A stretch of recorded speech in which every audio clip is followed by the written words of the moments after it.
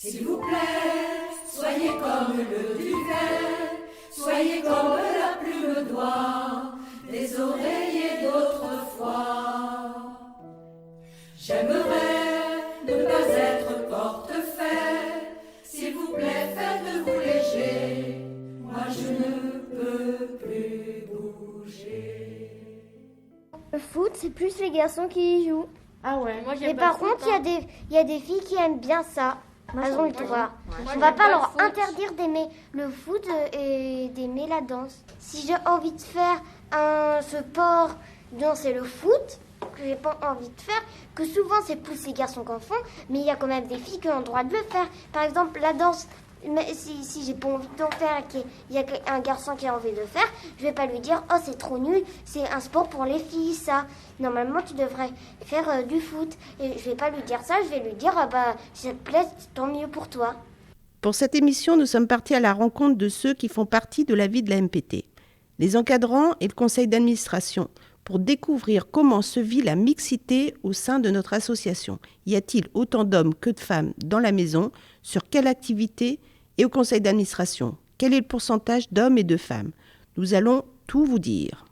Nous, ce sont les différents membres de l'équipe de la MPT d'Erguermel. En effet, cette année encore, nous avons décidé de mettre en avant une journée bien particulière, le 8 mars. Pourquoi cette date? Eh bien parce que le 8 mars, partout dans le monde sont célébrées les femmes, ou plutôt leurs droits. La Journée internationale des droits des femmes permet de remettre en avant des disparités, des inégalités, des combats, mais aussi de belles victoires et des évolutions notoires. Dès 2020, la Maison pour tous avait marqué cette date en organisant des ateliers et des temps d'échange autour de cette thématique. Une chanson d'Anne Sylvestre, Une sorcière comme les autres, avait été enregistrée par la chorale Chœur de femmes. Vous venez d'ailleurs d'en écouter un extrait. Cette chanson, en effet, est le générique officiel de nos podcasts. 2021, l'équipe récidive en mettant en place de nouveaux ateliers auprès des plus jeunes et en allant au-devant des habitants pour connaître leur avis sur la question. Et de ces échanges, plus riches les uns que les autres, nous avons gardé de précieux extraits que nous avons mis en boîte pour vous proposer différents podcasts. Podcasts, mais qu'est-ce que donc cela? Eh bien, un podcast, c'est un contenu audio qui, pour nous, va être sous la forme d'une courte émission de radio que l'on va retrouver sur le site de la MPT. Vous allez donc pouvoir écouter et réécouter ces causeries quand vous voulez. Alors, elle n'est pas belle la vie? Et pour commencer cette émission spéciale MPT, voici une présentation de quelques-uns de nos encadrants d'activité auxquels on a posé une question simple. Quelle est la proportion d'hommes et de femmes au sein de leurs cours respectifs? Alors, je suis Nicole Raoul, je suis professeure de fitness et de Zumba et j'encadre en fait 18 activités sur la semaine. Gym douce, gym d'entretien, renforcement musculaire, body bar, stretching postural, stretching traditionnel, Zumba, step bien sûr. Voilà, donc je suis à la MPT depuis 16 ans. J'aimerais qu'il y ait de l'équilibrage, ce qui n'est pas le cas. Bon, déjà, j'ai un panel d'adhérents d'âges différents. J'ai des jeunes de 14 ans et mes plus âgés, 85-86 ans. Quel que soit l'objectif du cours, c'est vrai qu'on a une majorité de femmes. Les hommes, ils sont très peu nombreux. Hormis le cours où là, j'ai le plus d'hommes, ce serait en body bar. Alors, pourquoi? Parce qu'à l'origine, le body bar, c'est un cours de musculation. En fait, c'est un mix de musculation et de cours collectifs. L'objectif du cours leur parle davantage. Beaucoup de choses ont évolué depuis 20 ans, mais à ce niveau-là, ça a très peu évolué en fait, dans la mentalité des hommes. Alors, qu'est-ce qui se passe? Je ne sais pas. Il faudrait peut-être faire un petit sondage pour demander leur avis. Parce qu'en gym douce, sur 5 cours de gym douce, en moyenne, j'ai une vingtaine d'adhérents dans chaque cours. Je dois avoir 3 hommes en tout. En step, j'ai un homme. Donc c'est vraiment, on va aller chercher loin, quoi. Donc je suis Dominique Bossé, je donne les cours d'informatique. Moi, je travaille dans une association qui s'appelle Pénard-Web, qui a 2 missions. Une, c'est la lutte contre la fracture numérique. Donc c'est dans ce cadre-là que je suis à l'MPT. Et la deuxième, c'est la promotion des actions positives autour de l'écologie en Finistère, notamment avec la mise en place de vidéos. L'activité pourrait rassembler autant d'hommes que de femmes, puisque l'informatique, en fait, c'est même plutôt l'inverse, c'est pas une activité mixte. L'informatique en tant que telle, puisqu'on est à peu près dans les métiers de l'informatique, on doit être entre 35 et 40% de femmes dans les métiers de l'informatique. Mais l'activité que je donne à la MPT, c'est-à-dire les cours, c'est l'inverse. Il y a beaucoup de femmes. Sans doute parce que les hommes se débrouillent plus facilement avec ce qui est technique. Ça fait très macho de dire ça, mais en fait, l'idée ce que je vois, c'est que c'est générationnel. Et c'est un moment dans les générations, puisque moi, c'est beaucoup un public retraité. Et le public retraité est dans une phase, un moment où c'était les femmes s'occupent du foyer, font des métiers plutôt dans le care, dans le soin, font des métiers sous-payés, des petits métiers, etc. Et tout ce qui est technique, ça, c'est pour les hommes qui ont fait ça. Et donc, cette différenciation technique, même si elle n'était pas trop sur l'informatique, les hommes dans les foyers ont plutôt été à s'occuper de l'ordinateur. Ça semblait logique, c'est une suite logique de leurs compétences, entre guillemets, de leur éducation. Et les femmes étaient un petit peu à la traîne là-dessus. Et j'ai pas mal de femmes, moi, qui se mettent à l'informatique maintenant, une fois à la retraite, parce que il y a besoin, en ce qui concerne les usages. À la maison, c'est elles qui s'occupent plutôt de tout ce qui est démarches administratives, la compta, courrier, etc.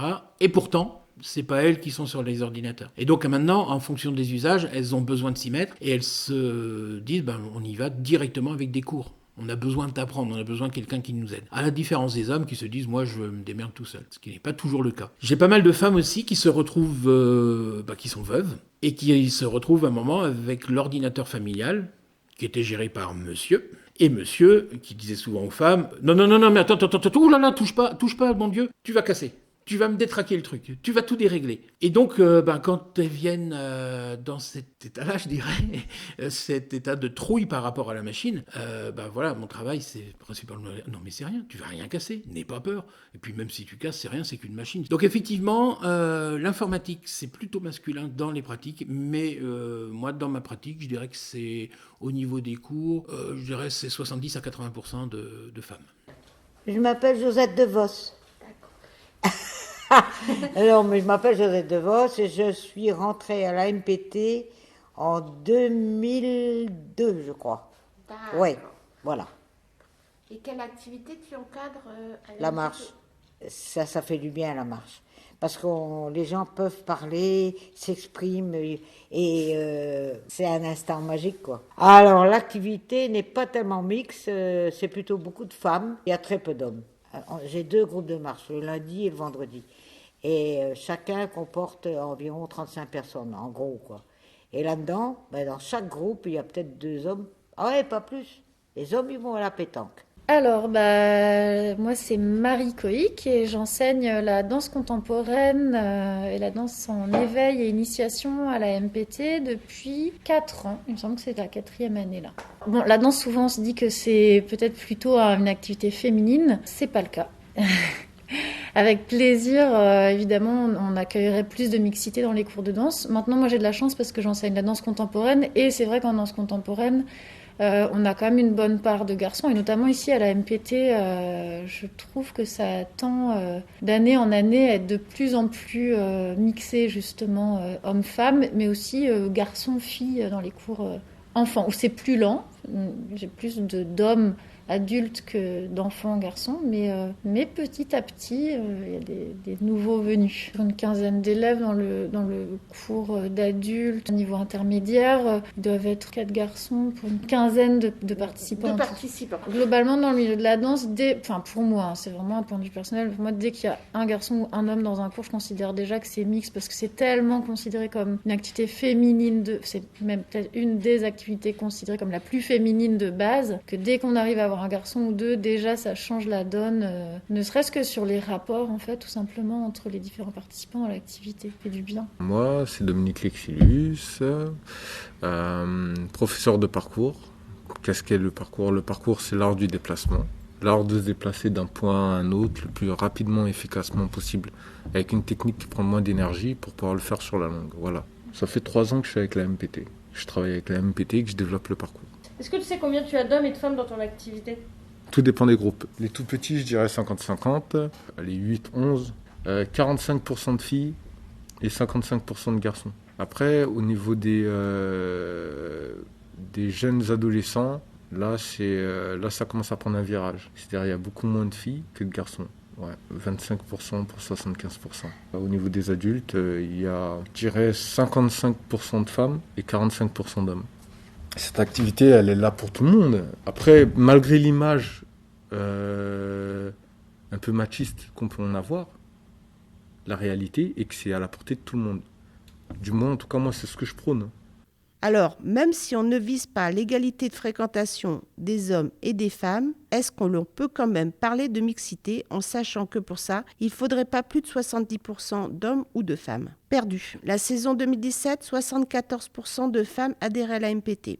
2018, encore perdu, avec 75%. 2019, ça continue et l'inégalité augmente encore avec 76% de femmes, bien sûr. Et la rentrée 2020, alors aïe aïe aïe, 78% de femmes pour seulement 22% d'hommes. Mais où sont les hommes alors? Les hommes, ça les intéresse pas trop, je pense. Ils sont dans le jardinage, dans la pétanque, là, dans les voilà.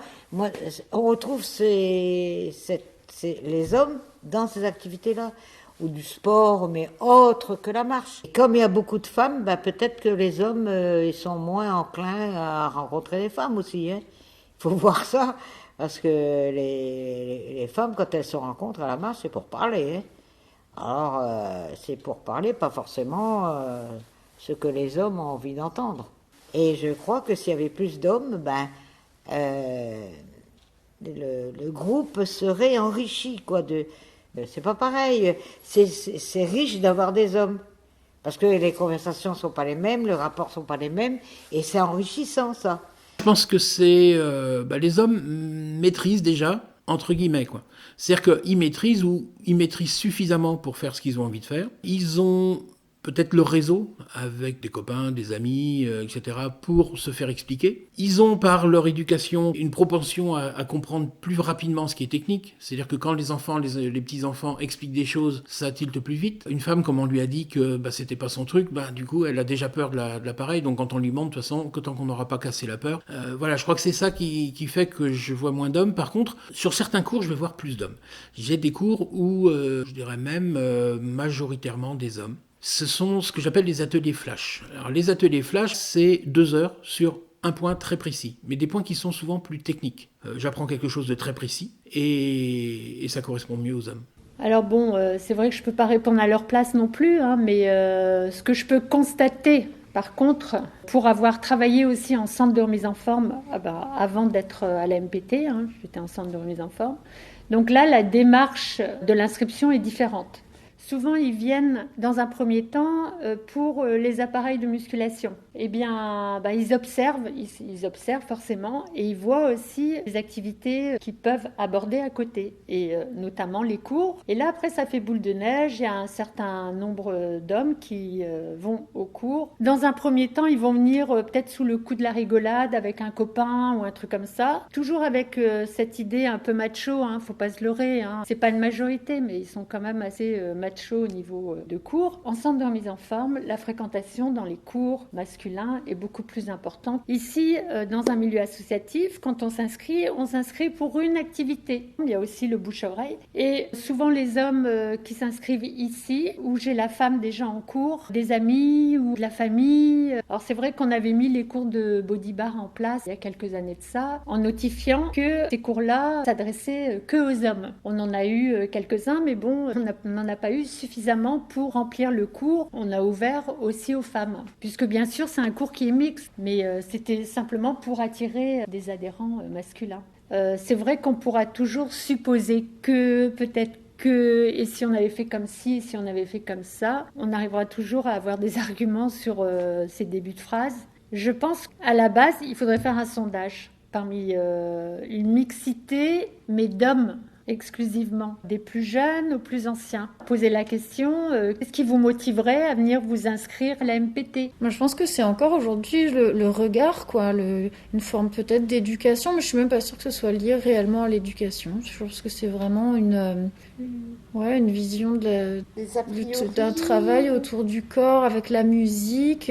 J'ai un peu quand même le sentiment que de manière générale, les domaines artistiques sont plutôt des domaines réservés dans la tête des gens, je veux dire, au sens, vraiment, alors là j'ai des grosses généralités, mais Les domaines artistiques sont plutôt réservés aux femmes encore aujourd'hui dans la tête des gens.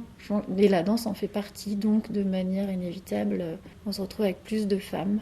Et puis aussi, il ne faut pas oublier quand même que le danseur, dans pas mal de têtes, c'est un homme gay, c'est un homosexuel. Donc avec ce qui va avec, encore dans les préjugés sur l'homosexualité, donc ça fait peur encore aujourd'hui malheureusement. Donc je pense que tout ça joue. Peur du regard de l'autre, l'habitude qui persiste, stéréotypes qui s'accrochent, clichés trop ancrés, nombreuses peuvent être les raisons qui empêchent certains hommes de passer la porte de la maison pour tous et de ses activités. Et s'il y a bien plus d'adhérentes que d'adhérents qui passent la porte de la maison, qu'en est-il des administrateurs de notre asso ? Est-ce que les hommes y sont plus représentés ? Nous avons posé la question aux administrateurs. 50-50. 10% d'hommes, tu dirais 50-50.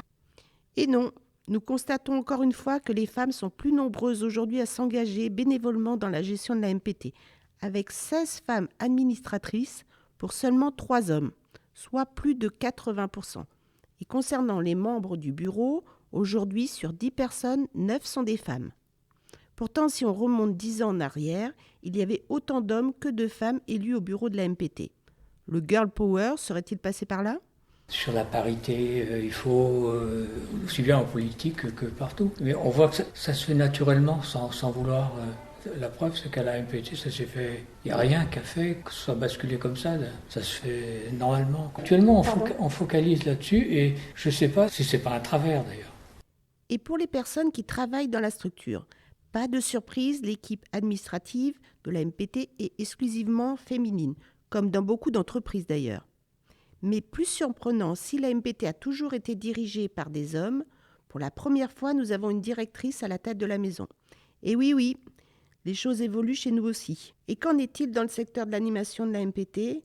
Eh bien, il y a une disparition inquiétante avec aujourd'hui seulement 2 hommes sur 10 personnes. Alors qu'il y a 10 ans, il y avait autant d'animateurs que d'animatrices. De quoi se poser des questions, non ?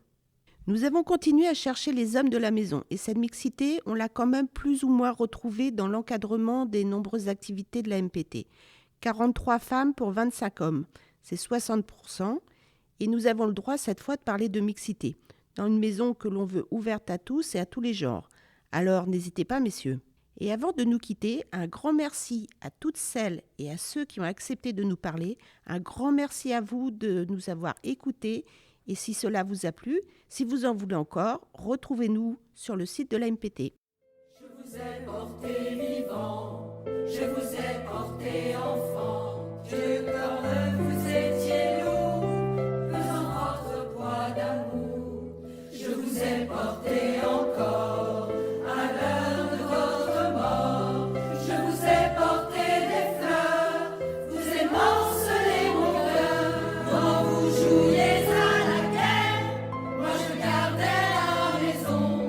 J'ai usé de mes prières, les barreaux de vos prisons. Quand vous mouriez sous les bombes, je vous cherchais en hurlant. Le voilà comme une tombe et tout le malheur dedans.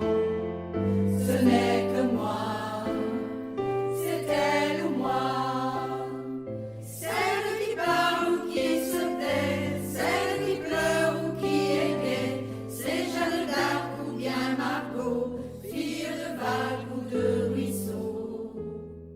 Et c'est mon cœur, ou bien le leur, et c'est la sœur ou l'inconnue, celle qui n'est jamais venue, celle qui est venue trop tard, fille de rêve ou de hasard. Et c'est ma mère ou la vôtre, une sorcière comme les